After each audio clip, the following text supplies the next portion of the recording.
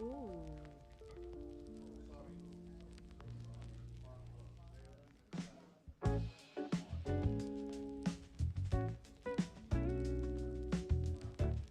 Look at the people. Hi, beautiful people.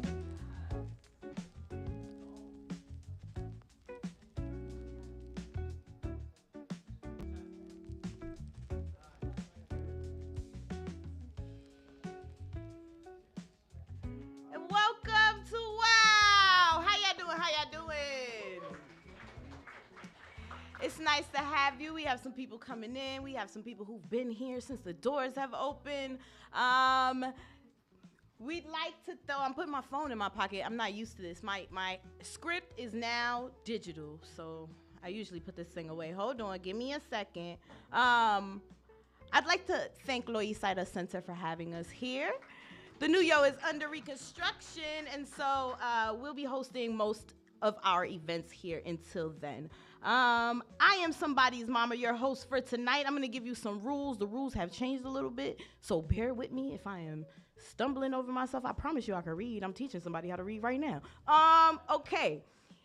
It says, no, we're not going to do number one. We're going to do number two. If you have to use the bathroom, number one or two, you can go ahead and take this exit on your right. You're going to make another right. You can use whatever bathroom you prefer. And right next to the bathroom, you're going to find some water and some water cups, okay? I want to advise you to please respect the space. Loisaida is loaning us the space. And so no graffiti, no litter. Be nice. Yes? Heard me. I like that. I like that. Please, everybody, silence your phones, including me, since this is now a tool that I'll be using for this event. Silence your phones, please. Also, if you have to use the restroom, maybe just wait between performers. We got like 6 of them tonight, just 6. All right? No throwing items on stage. I have to mention these things. No roses, tomatoes, panties, or bras. No wigs and no shoes, okay? I need like a verbal, okay? Oh, yeah, y'all sound shaky.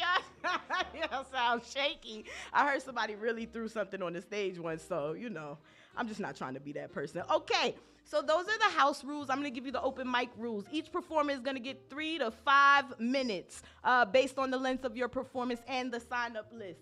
Once your 5 minutes are up, where's my light from the wings?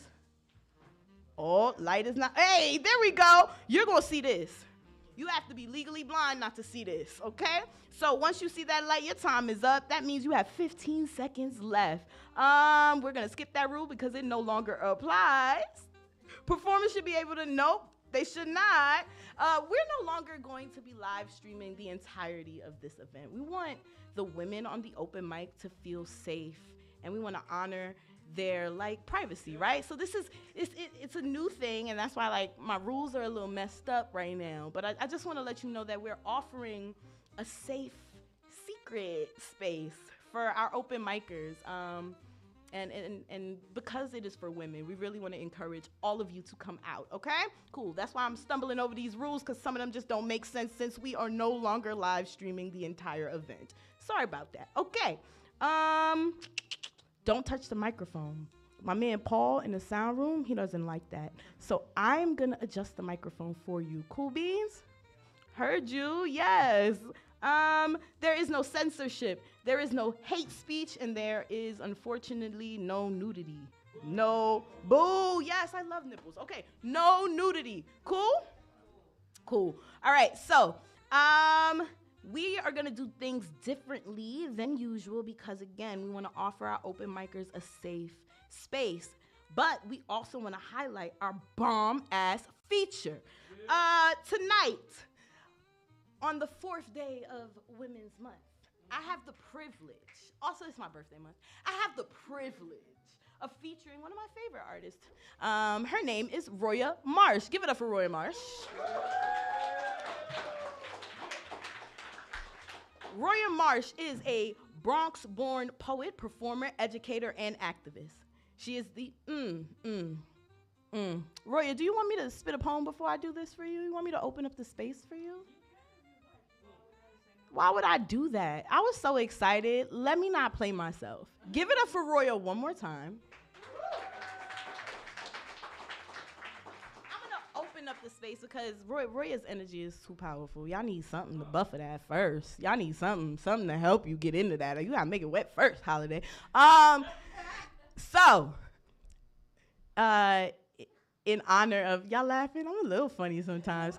In honor of Black History Month just ending and Women's Month now beginning, I'm going to do this piece. It is called Monday for Massey. It is dedicated to everyone Black and beautiful and gone. If a Black woman is shot dead in her apartment by the cops she called and no one's body cam is on to see it, does her family get the truth? To be both Black and breathing is to tread the balance between staying seen but never preyed on. Gotta pray to stay in their line of vision and out their line of fire. Gotta live stream my walk home and all my sexual encounters. Gotta keep the cameras rolling or fuck around and fade into the background. Now look up, Massey. Say justice is a flash of a camera. It's being behind the scenes and beneath the scope. Now look up, Floyd. Say strike a chord. Justice is a viral clip. Is the truth before the trial and after the acquittal. Now look up, Taylor. Say, where's the footage? Did you get the shot? Was it breathtaking? Will they call it a Picasso because it looked more like a Garner to me when I say the only people in my hood with guns I fear are the police. I am more likely to bury my brother behind the rampage of a glorified pig than to natural causes. When I say my brother, I mean all three. On a college campus or in Claremont Park, it make no difference. If they made the phone call or fit the description. If it was a wallet or a hairbrush, with or without a warrant in front of your kids and behind a prayer, they will empty clips into your body. They will call it justice. They will cry colorblind. Any common Karen could cry carnage through a Black community with a phone call. And the only chance at justice would be the truth caught on Mrs. Johnson's ring cam. Look up, homie. Say, I'm not ready for my casket. I will not put up a fight, but I also won't go out without the footage. I'm praying that I make the director's cut and spare my mama the funeral cost, but if not, then let my slaughter be a viral sensation. May it break the internet the way I know it'll break my father's heart. May it be the reason why you think twice before you call the cops. May it never have to be both Black and have to call the cops, and if so, may their body cams be on. Word. Yeah. Just to warm up the space for our treat. And you see, look at that. People coming in, you late for me, but you just on time for the treat of the night. Roya Marsh is a Bronx-born poet, performer, educator, and activist. She is the author of Daylight, dropped in 2020, and a finalist for Lombada Literary Award in Lesbian Poetry and Saving Time 2025, which is like one of my favorite books, I ain't gonna lie to you. Her work centers queer liberation and insists on white people's responsibility in dismantling white supremacy. She's a co-founder of the Bronx Poet Laureate Program and leads creative writing workshops with NYCDOE, Pan America Emerging Voices, Lombada Literary LGBTQ Writers in Schools, and Poets and Writers. Roya is a recipient of the Lodos Foundation Prize for Poetry and the 2024 Brio Award from the Bronx Council on the Arts. Roya and her work have been featured widely, including the Academy of American Poets, the Poetry Foundation, Poetry Magazine, GLAAD, Electric Literature, The Village Voice, Nylon Magazine, Huffington Post, The Root, Button Poetry, BAM, Carnegie Hall, Lincoln Center, the Kennedy Center, the National Mall, the Apollo Theater, Joe's Pub, Lexus versus Inflow, On One with Angela Ree, BET, and the Breakbeat Poets, Volume 2, Black Girl Magic. Roya is literally everything Black and everything magic and everything powerful. One of my favorite poets, absolutely from the big Bronx. Give it up for Roya Marsh!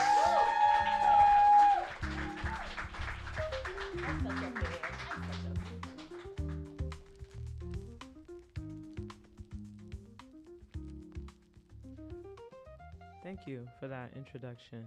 I can see the three people in the front, and I can see the two of y'all kinda, sorta, and I can see you because you got on this like really light color, but I can't see none of y'all right here. But I'm so glad that I hear you. You see, I could hear. My hearing on point, let me tell you. I hear some stuff I don't want to hear. I appreciate y'all being here today. My name is Roya Marsh. Everything in that extensive bio is true, and honestly, it's not long enough. That's right. Happy Wednesday. Happy woman. You can make noise for Wednesday. We love a Wednesday. We love a Wednesday, all right? Midweek, almost to the weekend. Can't front on it. Happy women's, I struggle with saying women's his because it's like, and I love that somebody's mama said Women's Month. As a woman, every month is Women's Month for me. As a Black, every month is Black Month for me. But happy Black History Year. Happy Black History Life to me. Happy Woman's Life to me. I'm going to do some poems, and then I'm going to sit in the chairs and wait for y'all to do some poems. I heard there were only 6 names on the list. There's 7 now, right? Ooh, yeah. There's 7? Oh, all right, just checking. Just making sure. Now it's 8? All right, good. Now we're at 8. I'm excited for that. I'm excited. Hello to the internet. Where they at? Right in that corner. Right here. Yeah, hey. You, wherever you are, welcome to me. I go by Roya Marsh because that's my name. Champagne Poet on all social mediums. If you take any photos or videos, get my good side. It's both of them. I was getting dressed today. And I promise you I'm going to do a poem. I was getting dressed today, and I put on this whole outfit, and I was like, I feel like something's missing. So I threw on this little scarf, and I was like, something's missing. And so then I put this vest on. I have never worn this vest outside of wearing a suit. But you know what? I see all the lesbians on the internet doing shit like this, so I just decided, let me try it. I appreciate that. I don't love it, but I don't hate it. And now that I'm looking at myself, I feel like I'm doing a little something. But if it comes off, all right, during my performance, and you got a picture with me with it on, also get video footage of me with it off, all right? Just so people know this was some real versatile shit, all right? My feminism is visible. It's big-breasted, smart-mouthed. It's often discounted and ignored. My feminism is always wearing shades or throwing it. My feminism got bottom grills and 3 master's degrees. My feminism is Tiana Taylor in that Kanye video, dressed like Queen Latifah and set it off. My feminism ain't woman enough for the straight ones, ain't man enough for the gay ones. It sags sometimes if I don't wear a belt. My feminism shops in men's departments, is hard, but ain't bulletproof, is proof of the bullet. My feminism is Jesus, the real one, the black one with locks on the cross. No, the Ankh, crucified yet broken free. My feminism cups the world on its bare shoulders. It can carry a baby, but ain't too sure about pushing one out. My feminism is a mother, is a motherfucker, wishes a motherfucker would. My feminism might smile at you, but not for you. My feminism will grab Trump by his pussy, even though he's all asshole. My feminism gets catcalled and called dog by women and men and theys and thems who hate how masculine my feminism is. And no, it don't make women loyal, don't make them stable or stay. My feminism gets cheated on and called too feminine for having feelings about it. My feminism is exhausted of your expectations of being judged, being denied, and explaining its own femininity.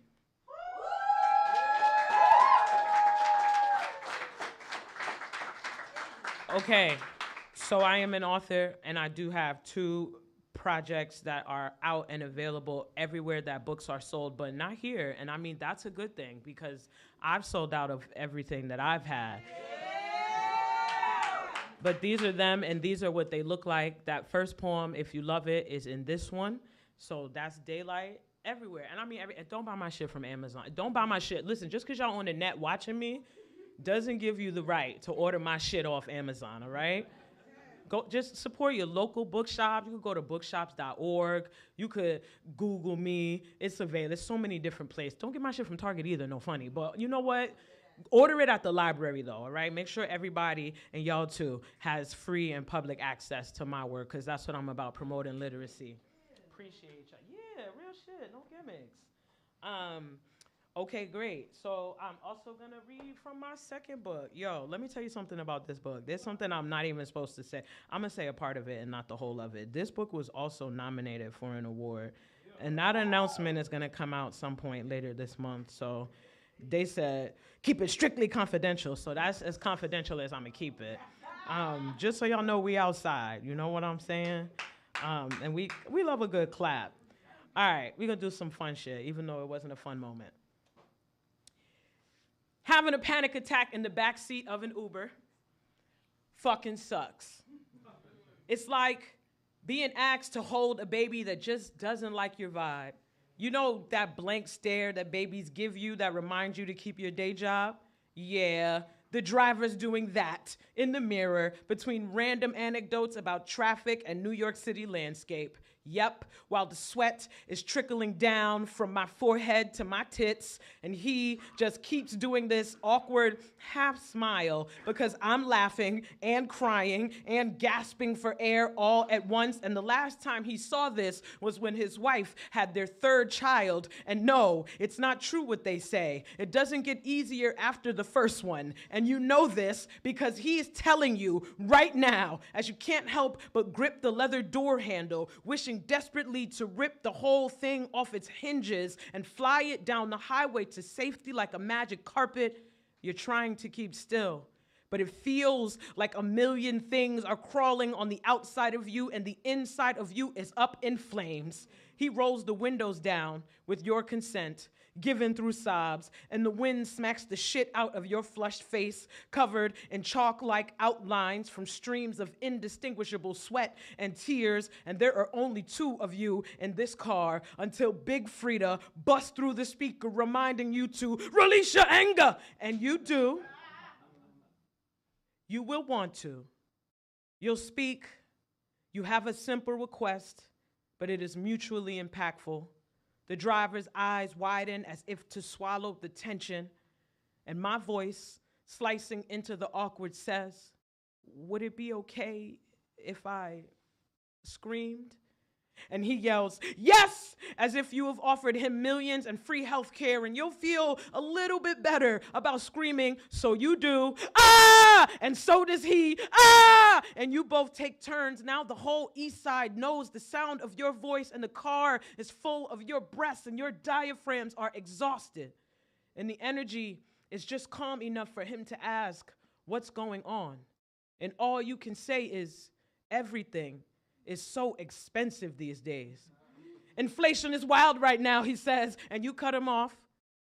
When I say I can't afford things, I mean I don't have enough time. Every morning I wake up remembering I will have one less day with my mother.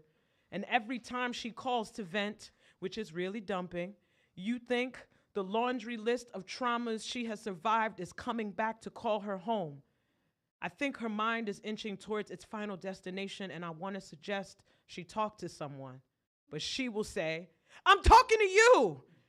And I want to put time in a savings account and only withdraw when I'm ready to make my big purchase. I want my mother to live forever, and my mind cannot compute any equation that results in a world without her.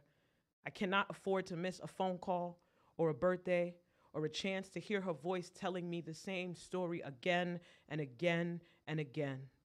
Concern blankets the driver's face.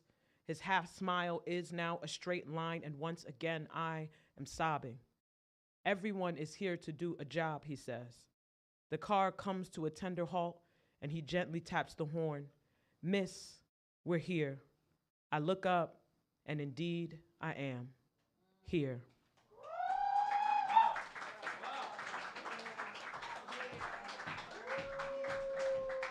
Yo, thank you. I appreciate that. Yo, shout out to you if you're in therapy, if you're taking care of your mental health, if you're talking to somebody about what's going on, if you're not bottling it in, if you are bottling it in, let that shit go. Don't let it go on no strangers, though, because everybody don't need to know your business. You find a safe and trusted person to share that shit with. And also, do your due diligence. find your resources, lean on your community, see what's out there for you. I'm in therapy every week, every Thursday, 11 a.m. And me and my lady be talking about all types of shit. And it's one of the safest spaces for me to be like, yo, this is fucking wild, yo. I can't understand. And, you know, she not looking at me like I'm crazy because that's not her job. Until I'm actually, you know what, we don't need to get into that, all right? I'm the youngest of 8. I was definitely almost like hazed growing up, having 7 older siblings. And one of the things that I heard very frequently was that I was very sensitive. And I wasn't necessarily sensitive, I was actually bullied. So, I mean, it was a cause and effect sort of situation. But as I grew older, and I learned new things about myself, and I grew into my nature as a very empathetic person, I often heard that I was hypersensitive. And in therapy, that is a conversation that we have all the time. And a title that I rebuke very often, because there is so much happening in the world. If you are not overstimulated 24/7, first of all, teach me. But second of all, you might be dead. Hypersensitivity is a term made up by the devil to keep angels falling from grace. Hypersensitivity is shock treatment, is silver tape on the mouth, hands, feet, is a gag order, is an order of protection placed by yourself against yourself, is a sleep aid, induces a coma. Hypersensitivity is an antidepressant, keeps you asleep inside yourself, is a straitjacket, keeps you wild inside yourself, won't let the inside out, only the outside in. Hypersensitivity makes you uncomfortable, makes you a feeling, makes you a loner, makes you a color that no one wants. Hypersensitivity does not make you a human. Hypersensitivity is white America, is black America, is Latin America, is having all of these Americas in one America and not once feeling whole or home. Hypersensitivity is a body in the streets from 3 p.m. to 9:47 p.m. is a body bleeding and cuffed and dying, is a pointer, a trigger finger, the chamber, the barrel, the bullets. Hypersensitivity is the last breath, is a response to stimulus that plucks a nerve in the accuser and has nothing to do with the accused. Hypersensitivity is the time I tell a man he is not my daddy and he calls me a bitch. Hypersensitivity is that statement coming from my daddy, is me missing my daddy, is me falling from grace, is me never being graceful, never being an angel, never being the devil, just being hyper and sensitive.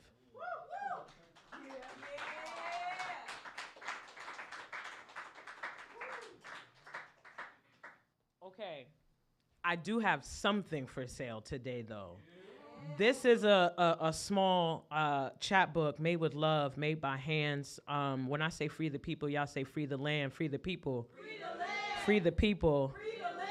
Free the people. Free the land. We are in wild fucking times right now. Whether you watch the news or not, the news is coming to you. A lot of the news is old. We're believing anything that we've been told. I created this. It is entitled Un-American. These are resistance papers. These are actually there's only one poem in here that anyone has ever heard before.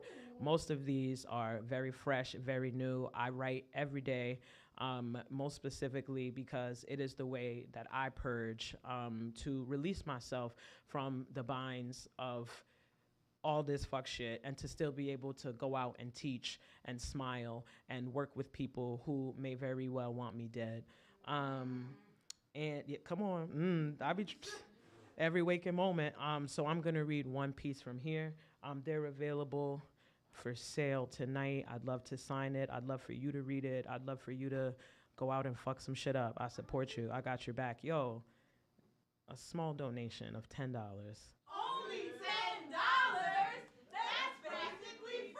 I mean, you can't afford not to buy it, honestly. This is After Gil Scott Heron. The genocide will go viral. You'll see them in your feeds. Bodies blown into frames, blood red, pixelated like scars across your screen. It won't interrupt your scroll or your notification speed. Just another tragedy in LED. You may pause, maybe share a story, a post, a hashtag. You may even snap a flick with that keffiyeh hugging your shoulders. Every swipe is a whisper echoing in an open air prison. Your fingers tap but can't feel the blood. You watch children burn and you burn your dinner too. Everyone is fighting a battle, and the smoke in your kitchen blurs the smoke in the streets, and still the genocides will go viral, trending as temporary as your outrage. You scroll past the hunger that rattles, muted screams, and martyred. You don't speak. There is a cough caught in the throat of the world. You keep scrolling. The feed doesn't care. It just keeps feeding. You watch the world fall apart from your toilet, so long as it's not in your backyard. You're too far from the ash, too far from the bone, and too comfortable with the distance between your screen and the rubble. Is it real? Nah, it's just reels. It's just data. It's just another sad love poem at the end of the world, but not your world, because you've already scrolled, already giggled, already double tapped the next escape. The genocides will go viral till they fade, till the next catastrophe fills up mass graves, till you forget the faces as new ones are force-fed to you. Another private jet, another ballroom massacre, another chance to watch the world bleed in slow motion, and you watch with the volume off. You share the post. You make a little noise. You want to be a bystander so bad. I guess you've been a part of the movement all along. You just won't move.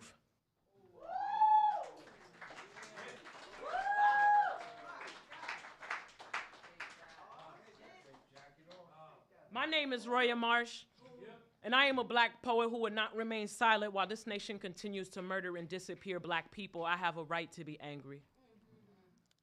Today, my pronouns are black and alive. And on the night after another election, I don't smile.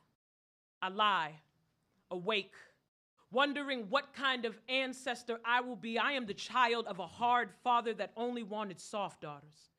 So I learned to make a perfect fist on my own. I learned to swing by watching, by feeling. And yeah, I bark like the dogs do, loud and in the face of danger. I gnash my teeth and secure all things vital. I learned to fight before I learned to speak. So my hands grew into grenades. I learned I hold the pen tight. Learned to explode only when necessary. Learned, though I am always at war, not every room is a battlefield, so I shout black joy across the world. And folks with smiles, the smell of green bean casserole will praise me for not being angry.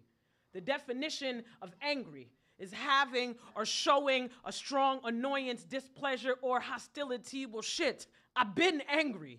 My fists have painted holes into walls. I was 14 the first time I knew I had to stomp that man's face into mashed potatoes. A black butch with a slick tongue and a hunger for freedom. I am the kind of sorry that no one teaches you to forgive, so I say black joy.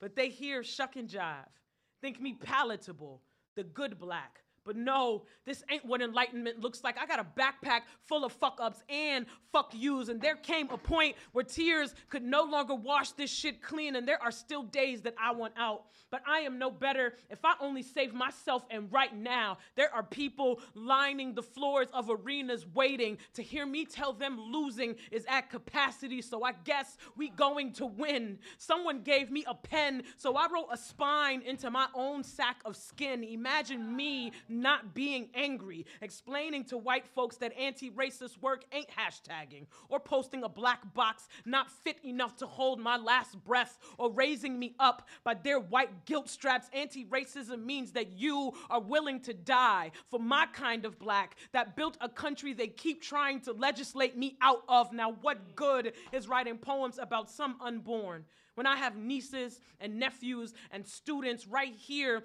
in New York? They are shutting down one prison to build 4, and they have bunks with our last names on them. They are waiting for us to forget that we are chosen. And yes, while I'm God's daughter, my godson's father is locked in a cage. So nah, I don't write metaphors about caskets or burials. You know, that's just another way for this world to hold us hostage. Tell the dead I am still here. Tell the here I am still fighting.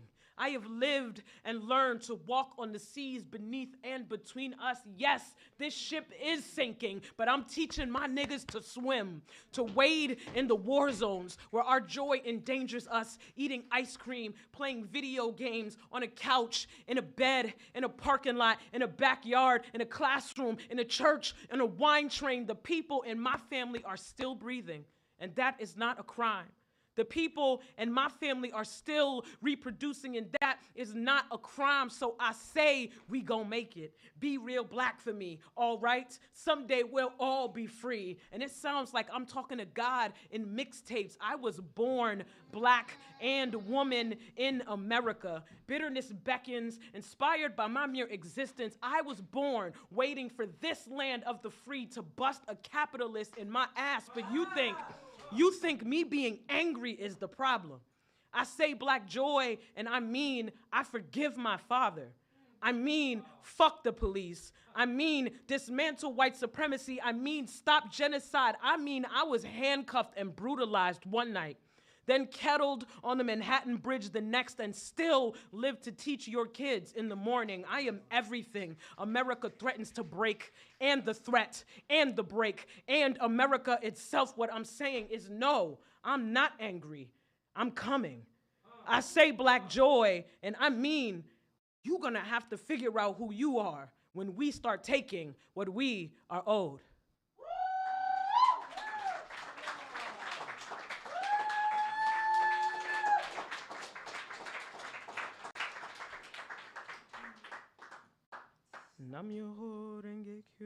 No, I'm just fucking around.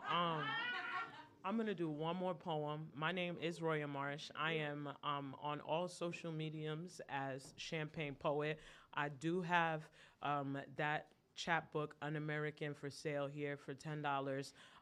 Because I'm not an evil person, I'm gonna do something a bit more upbeat, but it's still me talking my shit, just to be honest. Back by popular demand.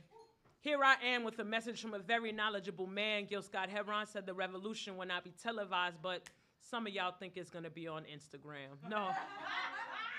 Let me help you understand. Figure this. You will not find the revolution if you X or Twitter this, and in response to what you're thinking, nah, you won't have to picture, nope, fuck that all up. Yeah, I did. I look damn good doing it though. Yeah.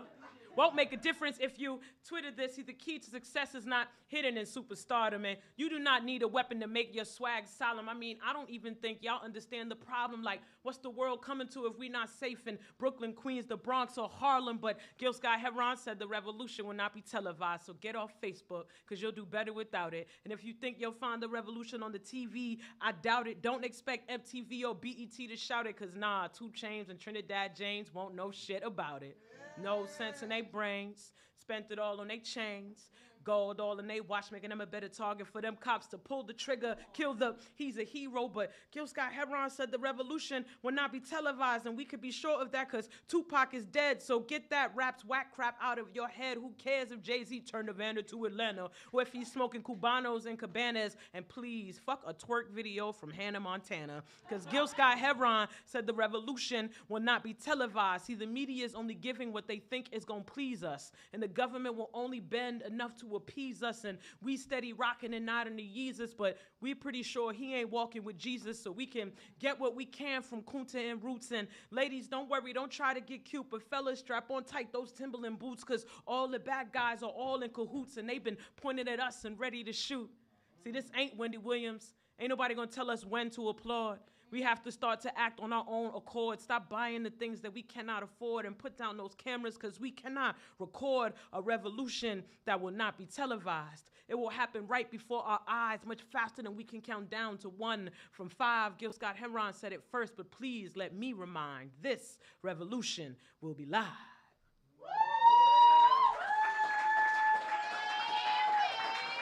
Thank you all so much. Shout out to the Nuyorican. Shout out to Loisaida Center. Shout out to the Lower East Side. Shout out to everybody in the building who made this come to fruition. Peace.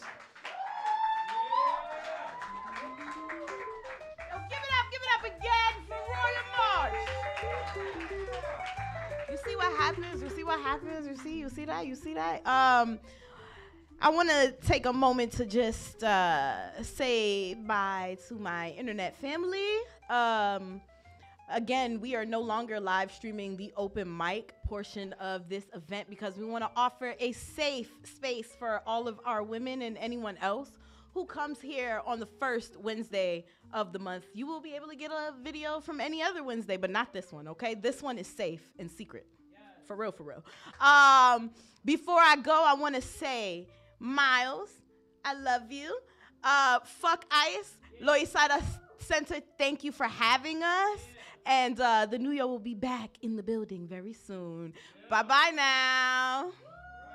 Bye, Internet. Love you.